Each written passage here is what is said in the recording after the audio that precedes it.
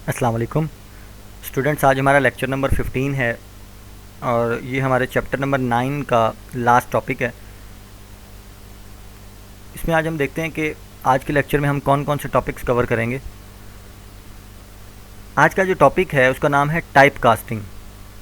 अब type casting दो तरह से की जाती है, इम्प्लिसिट टाइप कास्टिंग होती है और एक्सप्लिसिट टाइप कास्टिंग होती है।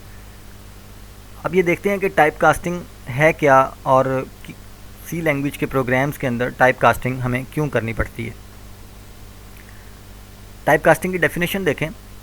The process of converting the data type of a value during execution is known as type casting.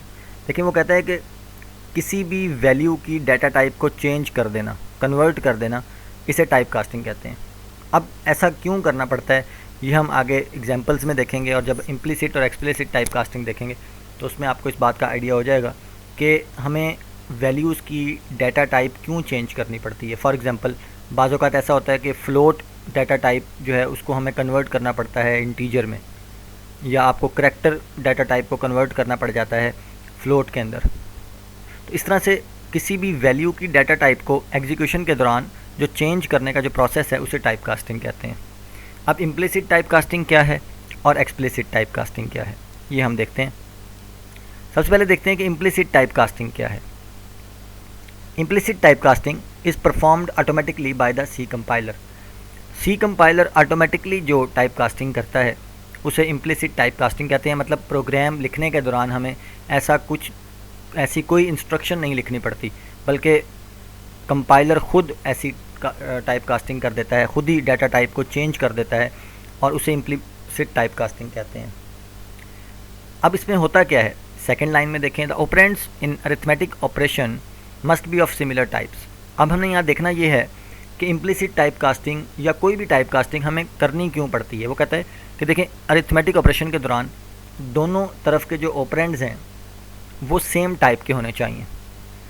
If the data type of the operand are different, और अगर दोनों operands की data type एक दूसरे से different होगी, the value of the lower data type is converted into higher data type. Example ऐसे है कि अगर एक तरफ फ्लोट वेरिएबल है और दूसरी तरफ इंटीजर वेरिएबल है, आप दोनों पे अरिथमेटिक ऑपरेशन परफॉर्म कर रहे हैं, तो क्योंकि एक तरफ फ्लोट है एक तरफ इंटीजर है, तो सी लैंग्वेज में रूल ये है कि दोनों की डाटा टाइप सेम होनी चाहिए। इसका मतलब फ़्लोट एक तरफ और दूसरी तरफ इंटीजर, हमारे पास अरिथमेटिक ऑपरेशन परफॉर्म नहीं हो सकेगा। तो उस सूरत में क्या करना होगा, इंटीजर डाटा टाइप को फ्लोट डाटा टाइप में कन्वर्ट कर दिया जाएगा। तो उस सूरत में दोनों तरफ फ्लोट हो जाएगा और अब अरिथमेटिक ऑपरेशंस परफॉर्म हो सकेंगे उसके ऊपर। तो इस तरह से लोअर डाटा टाइप को हायर डाटा टाइप में चेंज कर दिया जाता है। देखें, अब फ्लोट और इंटीजर की हम बात कर रहे थे, तो फ्लोट जो है वो 4 बाइट्स की डाटा टाइप है, जबकि इंटीजर जो है वो 2 बाइट की है। तो कम वाली को हम ज़्यादा की तरफ कन्वर्ट कर देंगे। दोनों जब फ्लोट डाटा टाइप बन जाएंगे तो फिर उनके ऊपर अरिथमेटिक ऑपरेशन परफॉर्म हो सकेगा। एग्जाम्पल में देखें, यही बात लिखी हुई है। Suppose x is an integer variable and y is a long variable. देखें, लॉन्ग भी एक डाटा टाइप है, हमने पढ़ी है पहले। And the following expression is evaluated. वो कहता है कि x और y के ऊपर हमने उन दोनों को प्लस करना है। एग्जाम्पल के तौर पे ले लिया कि x जो है वो इंटीजर है और y जो है वो लॉन्ग वेरिएबल है।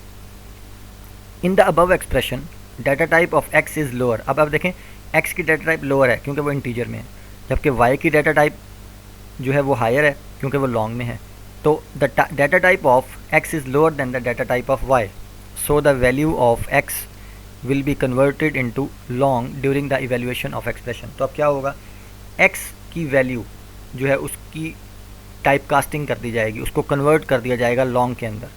The data type of x is not changed, only the data type of value of x is change. एक बात याद रखनी है कि x वेरिएबल की डाटा टाइप नहीं चेंज होगी, बल्कि x के अंदर जो वैल्यू है सिर्फ उस टाइम के लिए उसकी डाटा टाइप को चेंज किया जाएगा। फॉर एग्जांपल x के अंदर 5 पड़ा हुआ है, अब x की डाटा टाइप नहीं चेंज होगी। x जो है वो एक इंटीजर वेरिएबल है, वो इंटीजर ही रहेगा, लेकिन इसके अंदर जो वैल्यू पड़ी है उसको कुछ देर के लिए, जब तक वो ऑपरेशन परफॉर्म करना है x प्लस वाई का, उतनी देर के लिए उस x को x को नहीं बल्कि x के अंदर जो वैल्यू है उसको लॉन्ग में कन्वर्ट कर दिया जाएगा, लॉन्ग डाटा टाइप में कन्वर्ट कर दिया जाएगा। इस सूरत में क्या होगा कि दोनों तरफ लॉन्ग डाटा टाइप हो जाएगी, तो दोनों वैल्यूज़ जो आसानी से ऐड की जा सकेंगी।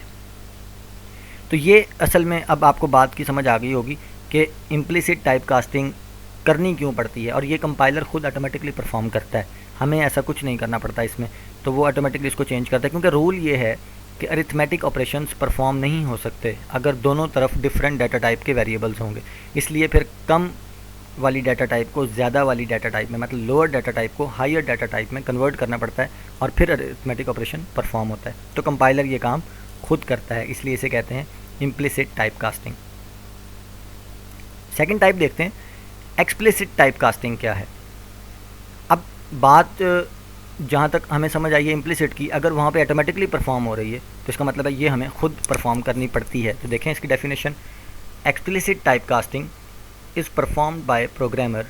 प्रोग्रामर करता है एक्सप्लिसिट टाइप कास्टिंग, मतलब हमें प्रोग्राम बनाते हुए इंस्ट्रक्शंस लिखनी पड़ती हैं ताकि टाइप कास्टिंग हो सके। तो ऐसी टाइप कास्टिंग को एक्सप्लिसिट टाइप कास्टिंग कहते हैं।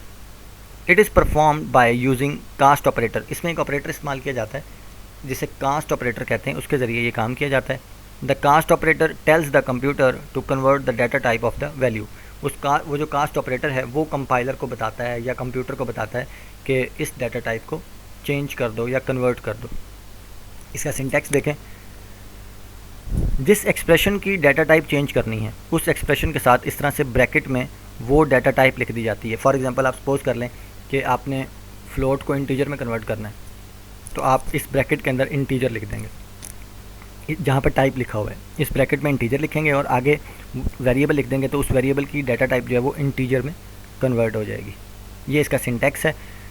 एग्जांपल में हम देखते हैं, वो कहता है कि suppose x and y are two float variables.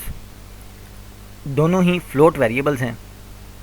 x contains 10.3, x में 10.3 पड़ा हुआ है, y कंटेन्स 5.2, y में 5.2 पड़ा हुआ है, and the following expression is valuated x modulus y। वो कहता है और आपने ये ऑपरेशन परफॉर्म करना है।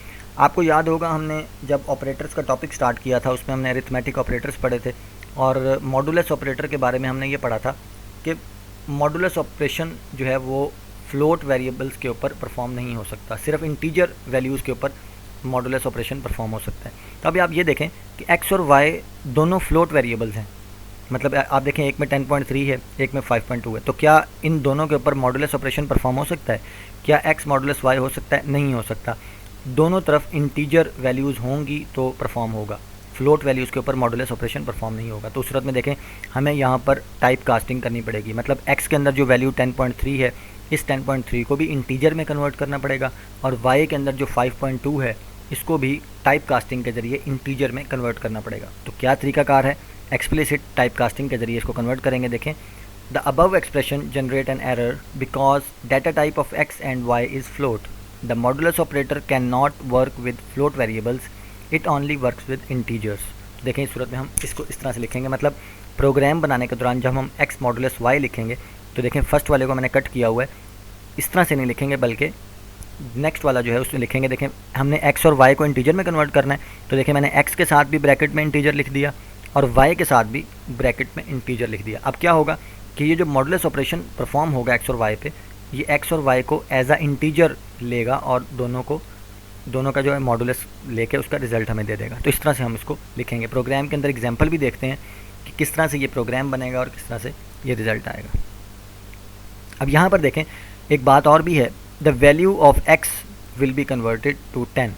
अब देखें जब हम इस तरह से लिखेंगे तो वो करेगा क्या, 10.3 को कैसे कन्वर्ट करेगा? वो 10.3 को 10 कर देगा, मतलब उससे आगे जो पॉइंट के बाद है उसको इग्नोर कर देगा। And the value of y will be converted to 5, और उसको 5 कर देगा। अब देखें यहाँ पर एक बात जैसे मैंने आपको पहले बताई कि x और y की डाटा टाइप नहीं कन्वर्ट हो रही, बल्कि x और y के अंदर मौजूद जो वैल्यूज़ हैं जो कि 10.3 और 5.2 हैं उनकी वैल्यूज़ कन्वर्ट की जा रही हैं। तो इसका मतलब 10 को और 5 को कन्वर्ट किया है, 10.3 को 10 कर दिया, 5.2 को 5 कर दिया। So the result of above expression is 0। अब देखें रिज़ल्ट क्या आएगा, 0 आएगा, क्योंकि आप देख लें कि जब आप 10 और 5 को मॉडुलस लेंगे तो आप डिवाइड का ऑपरेशन परफॉर्म करेंगे, 5 2s are 10 और नीचे जो रिमाइंडर बचेगा वो 0 होगा। तो इसका मतलब वो रिमाइंडर ही असल में मॉडुलस होता है, तो आंसर जो है वो 0 आएगा।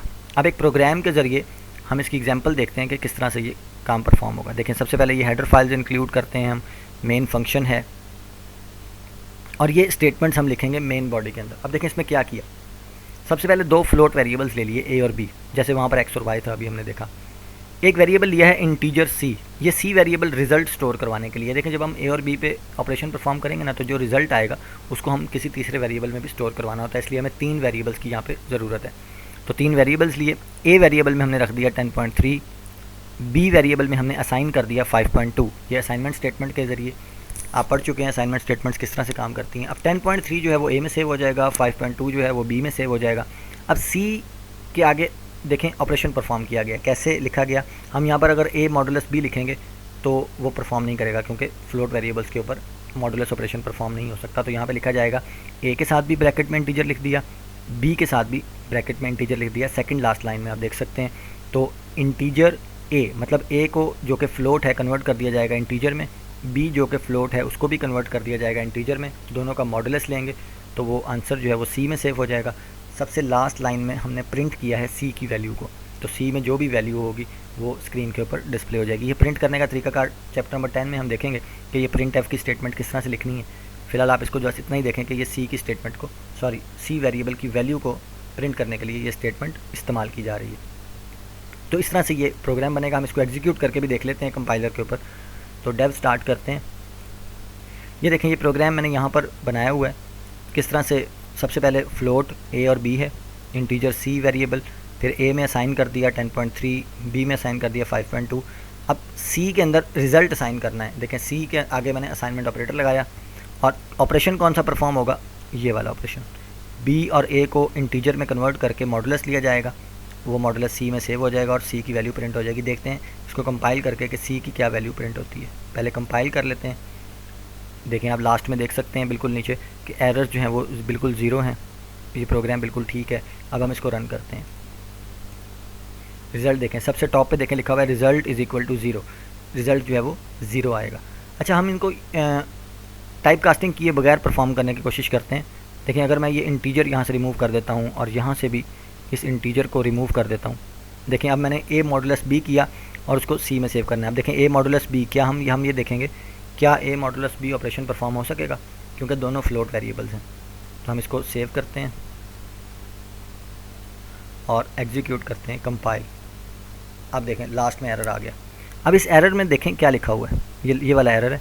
देखें लिखा हुआ है, ये जो ब्लू कलर में मैंने हाईलाइट किया है, इनवैलिड ऑपरेंड्स। वो कहता है दोनों ऑपरेंड्स जो हैं मतलब ए और बी वो इनवैलिड हैं ऑफ टाइप फ्लोट, जो कि जिनकी टाइप फ्लोट है और वो काम नहीं कर सकते मॉडुलस ऑपरेटर के साथ। इस तरह से ये एरर आ जाएगा। तो हम जब इसको कंपाइल कर रहे हैं तो देखें उसी टाइम एरर आ गया, तो इसको परफॉर्म नहीं किया जा सकता। इसलिए हमें बाज़ औक़ात टाइप कास्टिंग की ज़रूरत पड़ती है। तो कुछ टाइप कास्टिंग्स ऐसी हैं जो कंपाइलर ख़ुद परफॉर्म करता है, उसे इम्प्लिसिट टाइप कास्टिंग कहते हैं, और कुछ ऐसी हैं जो हमें प्रोग्राम के अंदर लिखना पड़ता है, उसे एक्सप्लिसिट टाइप कास्टिंग कहते हैं। आज का हमारा इतना ही टॉपिक था। आपका चैप्टर नंबर 9 जो है वो एंड हो गया है। कल हमारा इसका लास्ट लेक्चर होगा चैप्टर नंबर 9 का, जिसमें हम इसकी एक्सरसाइज के कुछ प्रोग्राम्स वगैरह सॉल्व करेंगे, ताकि जितना कुछ भी हमने ऑपरेटर्स या डाटा टाइप्स के हवाले से पढ़ा है सारा आपको क्लियर हो जाएगा एग्जाम्पल्स करने के बाद। जज़ाकल्लाह।